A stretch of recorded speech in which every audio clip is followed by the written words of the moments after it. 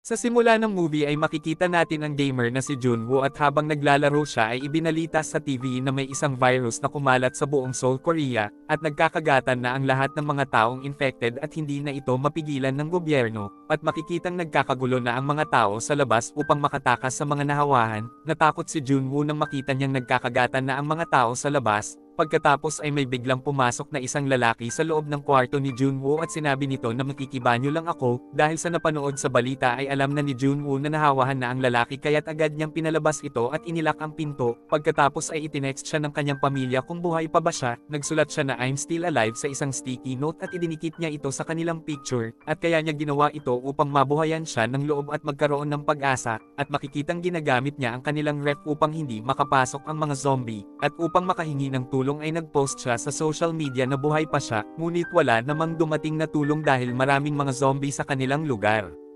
Mabilis na kumalat ang virus sa kanyang mga kapitbahay, at kahit na naging mga zombie na ay natatandaan pa din ng mga ito ang kanilang ginagawa sa araw-araw, gaya ng pagpasok nila sa trabaho. Gumagawa si Junwoo ng mga video upang makahingi ng tulong, at makikitang nauubusan na din siya ng stock ng pagkain at nawawalan na din siya ng connection sa internet. Kinagabihan ay nakita niya ang isang babaeng pulis na nakikipaglaban sa mga zombie, kaya't nag-ingay si Junwoo upang matulungan niya ang pulis, ngunit napatay din ito ng mga zombie. Pagkatapos ay nabuksan ng isang zombie ang kanyang pinto at inatake siya nito, ngunit agad siyang tumakbo sa labas at kumapit sa bakal kaya't nahulog ang zombie. Pagkabalik ay nakita niya na wala na siyang pagkain, kaya't ininom na lang niya ang natitirang alak upang mawala ang kanyang gutom, kaya't nang dahil dito ay nagkaroon siya ng hallucination na dumating na ang kanyang pamilya at naging normal na ang lahat. Pagkatapos ay bigla siyang nakatanggap ng isang voice note mula sa kanyang pamilya na nagsasabing magiging mga zombie na din sila, kaya't nang dahil dito ay nagwala siya at nagbasag. Pinatay din niya ang isang zombie sa labas, ngunit bumalik din siya sa loob nang makita niya ang mga nakakakilabot na mga zombie.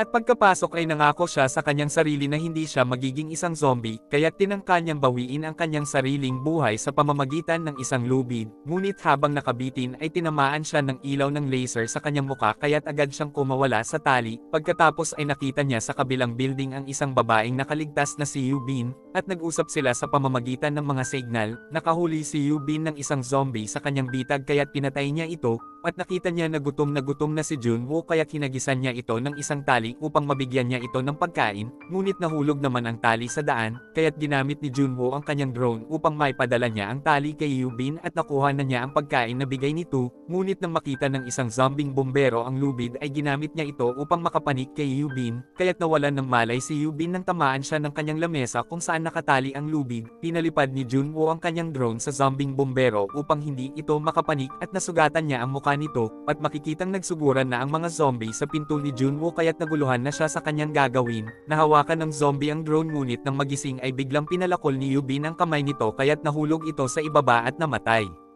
Naghanap si Junwoo ng pagkain sa ibang apartment at nakakuha siya ng mga pagkain, radyo, earphones at mga gamit para sa hiking. Pagkatapos ay bigla siyang inatake ng may-ari na naging zombie, ngunit nagawa naman niyang makalabas at makatakas. Ipinadala niya ang isang radyo kay Yubin at dahil dito ay nakakapag-usap na silang dalawa. Pagkatapos ay nagsahod sila ng mga container sa ulan upang makakuha sila ng maiinom na tubig, at isang araw ay nagpuntahan na ang mga zombie sa apartment ni Yubin. Tumawag si Junwoo sa kabilang apartment kaya't nagsuguran doon ang mga zombie. Ibig sabihin na malalakas ang mga pandinig ng mga ito, kaya't agad silang dumapa at tumahimik upang hindi sila marinig ng mga zombie sa labas. Pagkatapos ay sinabi ni Yubin na wala akong nakikitang mga zombie sa 8th floor ng building nyo, at kailangan na talaga nating makapunta doon upang makahanap tayo ng mga pagkain upang mabuhay. Agad na bumaba na si Yubin at nakipaglaban na siya sa mga zombie upang makapunta siya sa building ni Junwoo, ngunit bumaba na din si Junwoo upang mailigtas niya si Yubin sa pag-atake ng mga zombie.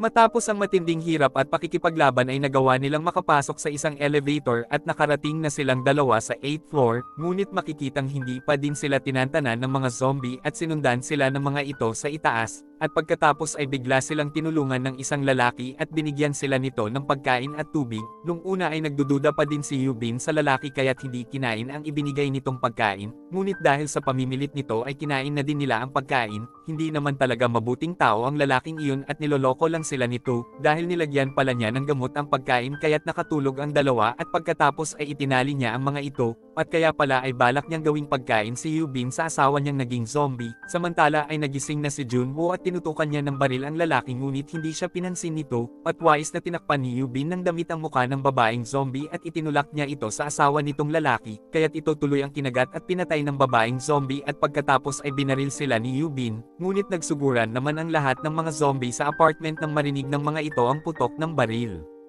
Kaya't sinabi ni Yubin kay Junwoo na barilin mo na ako ngunit bigla nilang narinig ang tunog ng isang helicopter, at pagkatapos nilang makipaglaban sa mga zombie ay nagawa na nilang makarating sa rooftop, at sa wakas ay hindi nila nakita ang helicopter doon, kaya't pinagbabaril na lang nila ang mga zombie sa natitira nilang mga bala, at nagdasal na lang din sila para sa kanilang mga buhay. At sa huli ay biglang lumabas na ang helicopter mula sa kanilang likuran at nailigtas na sila ng mga ito habang pinagbababaril ang mga zombie. Pagkaalis sa lugar ay nagkaroon na sila ng signal at napakasaya nila nang makita nila ang mga text message na mula sa kanilang mga kaibigan, at pagkatapos ay ipinost na nila ang kanilang mga picture at sinabi na nila ang kanilang lokasyon, at sa wakas ang stay alive ni Junwoo ay naging alive na ngayon dahil nagawa na niyang makaligtas mula sa mga zombie.